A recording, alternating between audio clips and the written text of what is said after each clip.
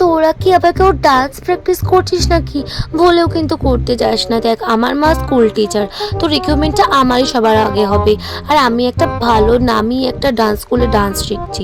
আমার থেকে বেটার কেউ ডান্স করতে পারবে নাকি বলতো? আমার মতন কেউ করতেই পারবে না ডান্স। তোরা কিন্তু পারবি না। তোমায় ডাকছে। আরে হ্যাঁ, আসছি, দাঁড়া।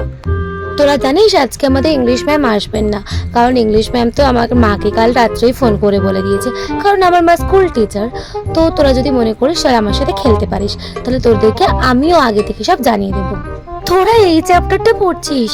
এই চ্যাপ্টারটা তো পরীক্ষাতে তো আসবেই না, কারণ আমার মা স্কুল টিচার, আমার মা আমাকে সব বলে দেয়।